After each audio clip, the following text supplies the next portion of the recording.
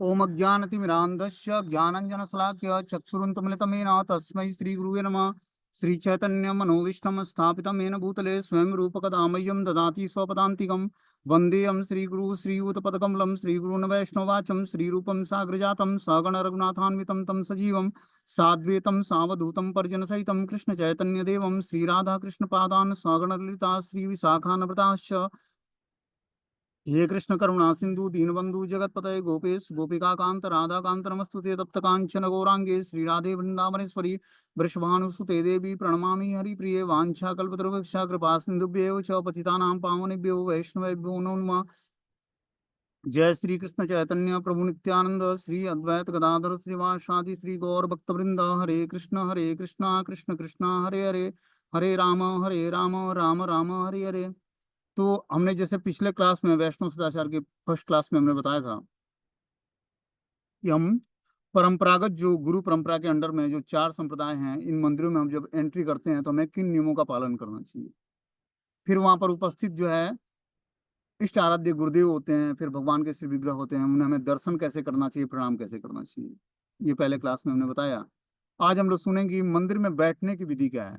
हम मंदिर में प्रवेश करते हैं तो प्रवेश करने का हमने विधि सुन लिया, भगवान के श्री विग्रहों का दर्शन करने का मेथड सुन लिया, भगवान को प्रणाम करने का मेथड सुन लिया। अब हम जो है मंदिर में बैठते हैं कथाओं में या फिर भगवान का दर्शन करने के लिए या भगवान के कीर्तन में, तो कैसे बैठना चाहिए हमें। बहुत इंपॉर्टेंट है ये वैष्णव सदाचार के अंतर्गत कि हमें मंदिर में बैठने के संबंध में क्या नियमों का पालन करना चाहिए। तो बताते हैं, मंदिर में बैठते समय हमें अर्चा विग्रह के समक्ष, मतलब भगवान के श्री विग्रहों के समक्ष पैर खोल कर नहीं बैठना चाहिए, अथवा पैर की अंगुलियों का निर्देशन करते हुए अर्चा विग्रहों के सामने गुरु महाराज और तुलसी देवी की ओर न करें। मतलब उंगलियों को इंडिकेट करते हुए पैर फैलाकर, और जो है उंगलियों को ऐसा नहीं करना चाहिए कि सामने अर्चा विग्रह पड़े या गुरु महाराज का तस्वीर हो या विग्रह बैठा हो या तुलसी देवी हो। ऐसे सिचुएशंस में हमें पैर को फोल्ड करके बैठना चाहिए, पैर को अपने मोड़ के बैठना चाहिए। यदि संभव हो तो पैर और एड़ियों को ढक ढक के बैठना चाहिए, हमें कपड़े से ढक कर बैठना चाहिए। यदि संभव हो तो श्री विग्रह व्यासासन, इष्ट आराध्य गुरुदेव और श्रीमती तुलसी देवी की ओर पीठ करके ना बैठें। मतलब हम अगर जो मंदिर में बैठते हैं और अगर जो हमारा पीठ जो है श्री विग्रहों की तरफ, मतलब भगवान की श्री विग्रह विराजमान है, उधर पीठ न पड़े। व्यास आसन, जहाँ बैठकर हमारे आचार्य लोग उपदेश देते हैं, उस व्यास आसन की तरफ पीठ करके न बैठें। जो इष्ट आराध्य गुरुदेव के श्री विग्रह विराजमान होते हैं, जो मंदिर के संस्थापक आचार्य होते हैं, या फिर जो है वहाँ के जो परम इष्ट आराध्य गुरुदेव होते हैं, उनके श्री श्री विग्रह विराजमान होते हैं, तो उनकी तरफ हमें पीठ करके नहीं बैठना है। श्रीमती तुलसी देवी की ओर पीठ करके नहीं बैठना है। और जो तुलसी महारानी के की वृक्ष है उस वहां पर उपस्थित हैं, तो उनकी तरफ पीठ करके नहीं बैठना हमें। कभी कभी मंदिर की संरचना के कारण यह संभव नहीं हो पाता है, लेकिन हमें क्या करना चाहिए, विग्रहों के समक्ष पैर फैलाकर नहीं बैठना चाहिए। विग्रहों के समक्ष एड़ी कोनी और पैरों के तलुओं को पकड़कर न बैठें। अर्चा विग्रह के समक्ष झपकी न लें, न ही सोएं, न ही उबासियां लें। मतलब अर्चा विग्रह सामने हैं तो उनके सामने हमें झपकी नहीं लेनी चाहिए, सोना नहीं चाहिए और उबासियां नहीं लेनी चाहिए। यही कार्य जो है हमें तुलसी महारानी के साथ भी करना चाहिए कि तुलसी महारानी के सामने अगर जो हम बैठ के जपा कर रहे हैं, तो उनके सामने हमें ना तो झपकी लेनी चाहिए, ना सोना चाहिए, ना उबासियां लेनी चाहिए कि मुंह से हम गंदी जो हमारे हवा निकलती है वो तुलसी महारानी को टच करे या श्री श्री विग्रहों पर जाए। इसका हमें विशेष ध्यान देना चाहिए मंदिर में बैठते समय। अब हम मंदिर में बोलते या बातें करते हैं, ठीक है ना, कि हम लोग मान लो कि कोई हम दो मित्र मिल जाते हैं एक साथ, तो हमें किस तरह से मंदिर में बातें करना चाहिए और बोलना चाहिए, ठीक है ना। तो बोलते हैं अर्चा विग्रह के समक्ष कोई भी जोर से ना बोले। अर्चा विग्रहों के समक्ष बहुत ही विनम्रता से हमें पेश आना चाहिए। कोई मिल भी जाता है तो हम बहुत ही विनम्रता से उससे बात कर सकते हैं, बहुत धीरे धीरे स्लो मोशन में। जोर से हमें चिल्लाना नहीं है, झगड़ा नहीं करना है किसी से। श्री विग्रह विराजमान है या इष्ट आराध्य गुरुदेव विराजमान है या तुलसी महारानी विराजमान है मंदिर में, तो उनके सामने हमें झगड़ा नहीं करना है किसी से। किसी की निंदा अवहेलना ना करें, क्रोधित ना हो। किसी की निंदा चुगली नहीं करनी है, किसी की अवहेलना नहीं करनी है कि ये तो हमसे निकृष्ट है, नया भक्त है, बाहर सिगरेट पीता है या धोती कुर्ता नहीं पहनता है या वैष्णव नियमों का पालन नहीं करता, तो उसकी अवहेलना नहीं करनी है, उसको आपको ध्यान ही नहीं देना उसको। लेकिन उसको आपको ऐसे नजर से नहीं देखना है कि भगवान के सामने वो भी जीवात्मा है और आप भी जीवात्मा हो सकता है कि अभी उसके उतना लक्षण पवित्र ना हो, लेकिन वो भी वैष्णव बनने का प्रयास कर रहा है, वो भी हरि नाम का जप कर रहा है।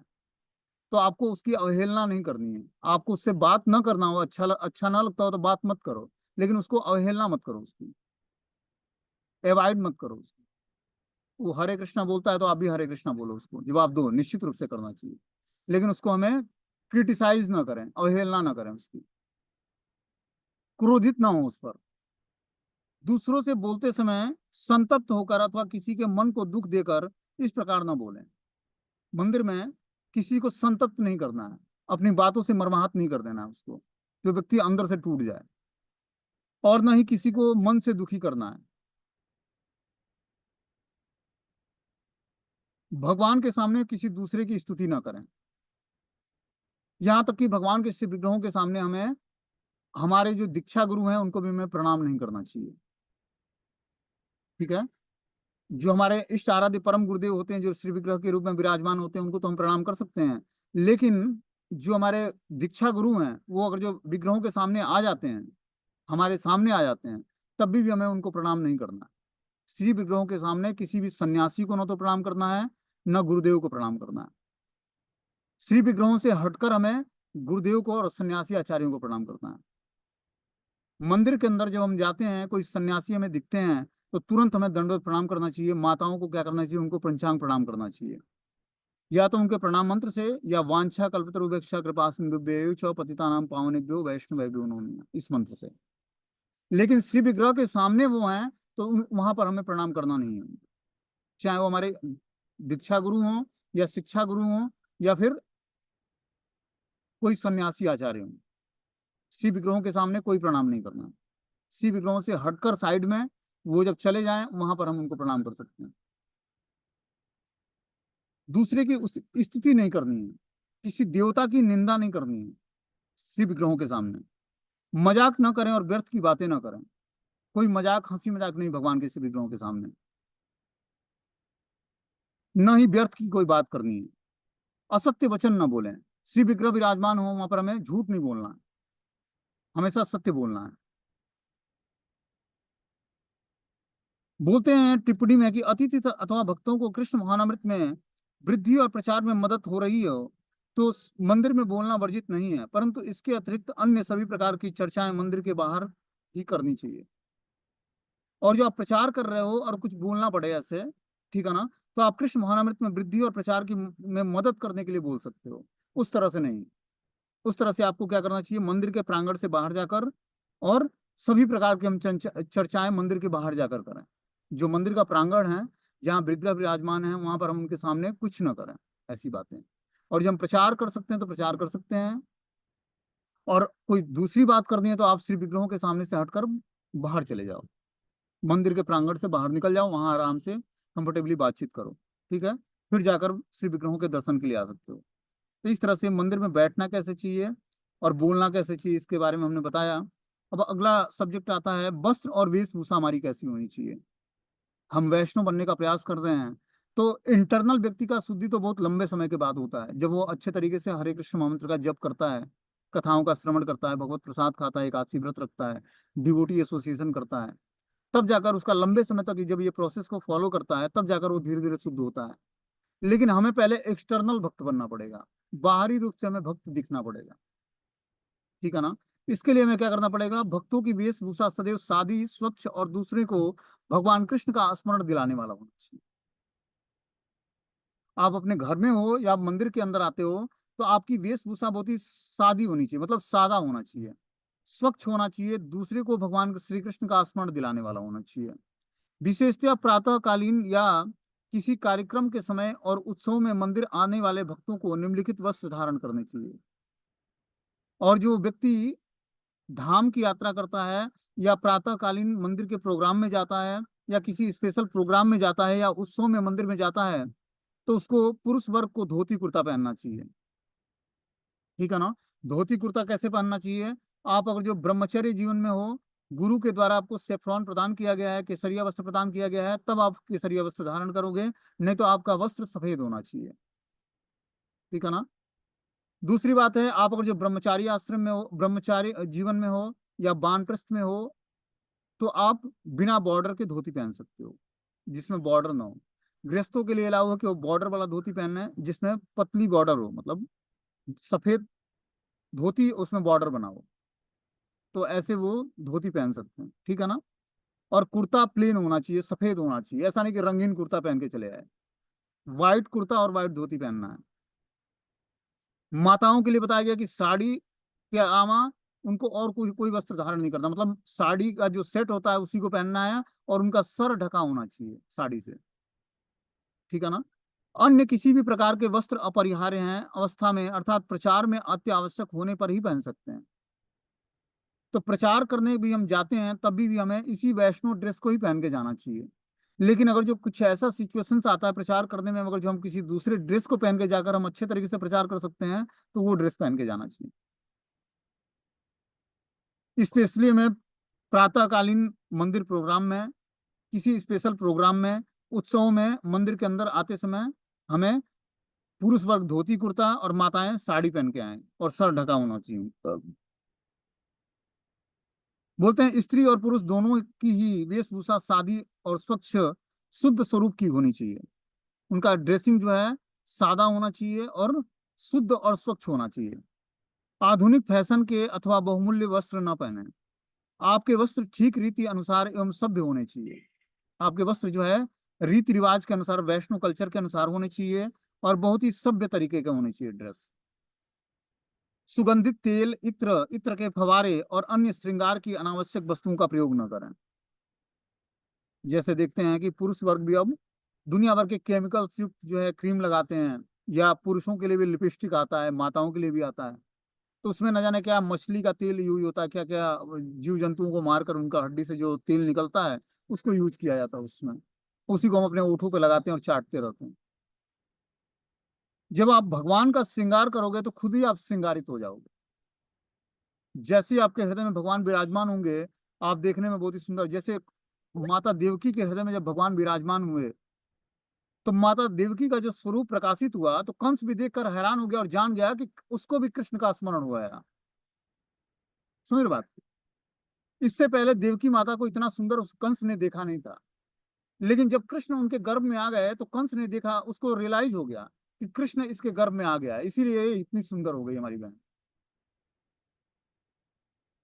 तो जैसे ही आप अपने हृदय में कृष्ण के नाम रूप गुण लीलाओं को धारण कर लोगे, वैसे ही आपकी सुंदरता बढ़ जाएगी। हमें वैष्णव को क्या करना चाहिए, बस स्नान करके पवित्र जल से एक एक मग गिराएं तो कृष्ण का स्मरण करें, आपका धीरे धीरे शरीर जो है सुंदर हो जाए।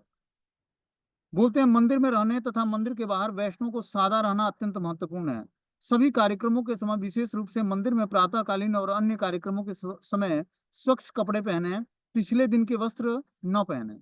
हम जपा भी करते हैं, सुबह मॉर्निंग प्रोग्राम अटेंड करते हैं, तो हमारे सारे वस्त्र धुले हुए होने चाहिए, ठीक है ना। पवित्र वस्त्र पहनेंगे तभी जाकर हम अच्छे तरीके से जाप कर पाएंगे।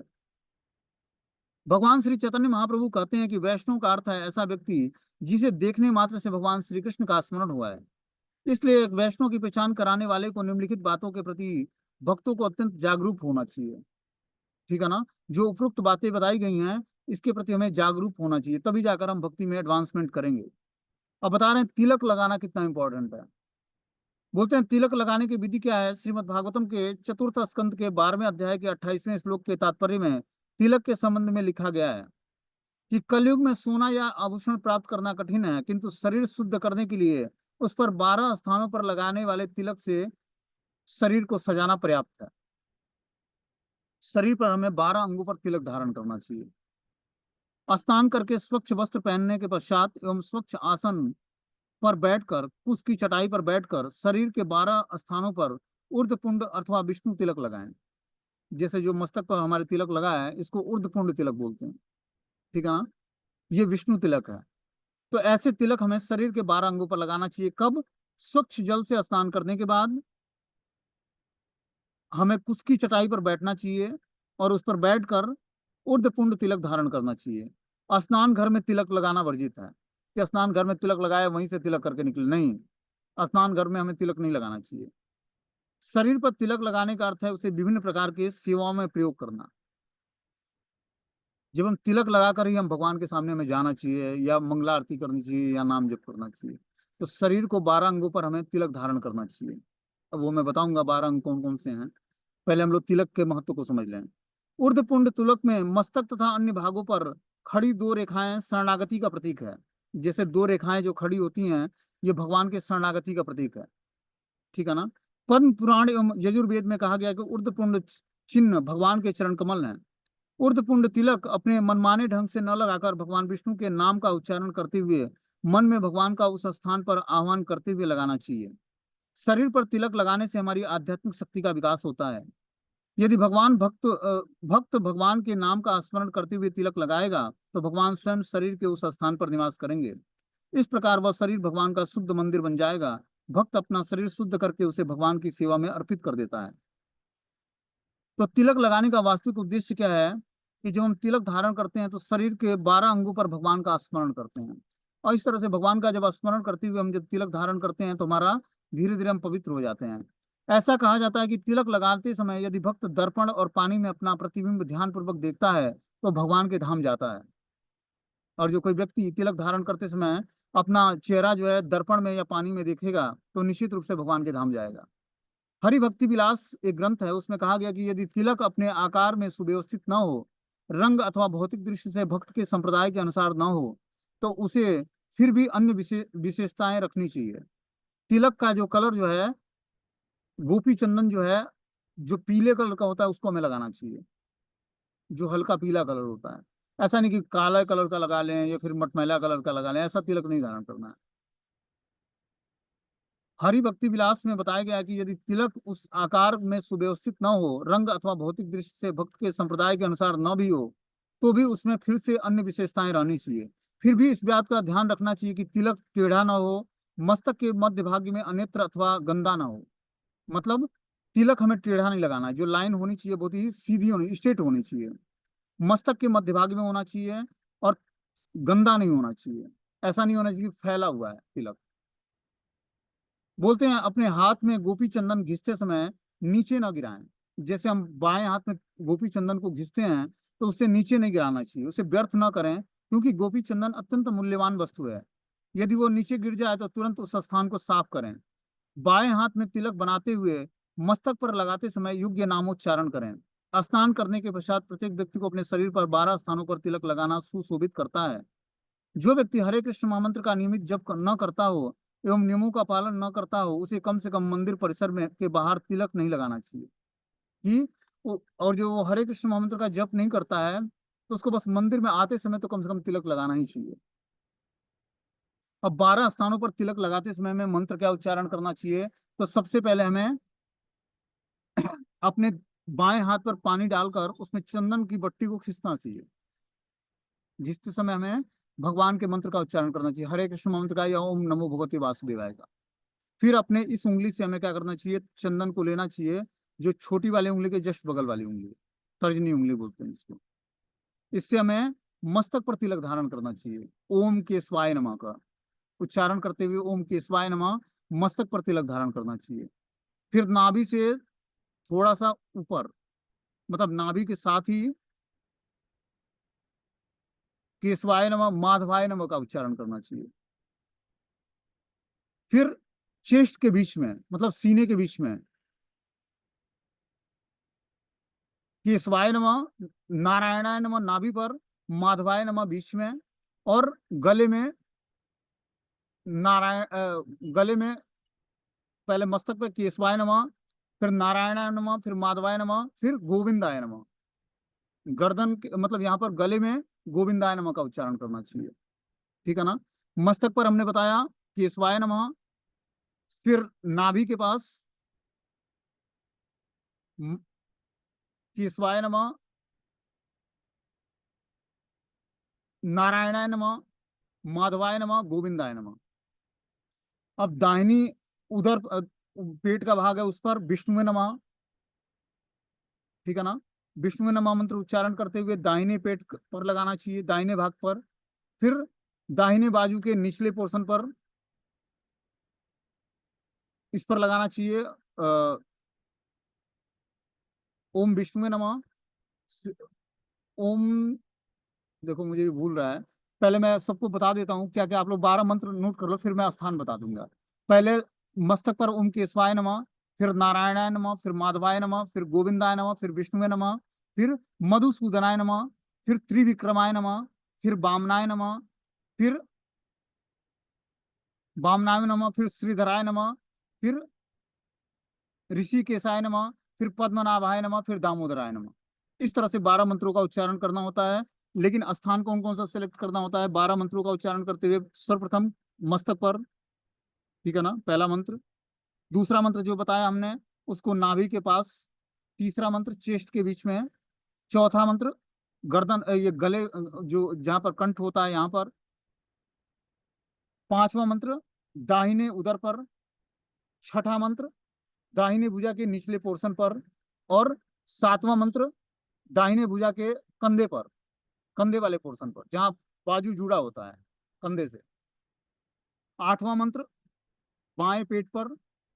नौवां मंत्र बाई भुजा के निचले पोर्शन पर। 10वां मंत्र बाई भुजा के ज्वाइंट पर, जहाँ पर कंधा जुड़ा होता है, मतलब हाथ जुड़ा होता है कंधे से। और फिर पद्म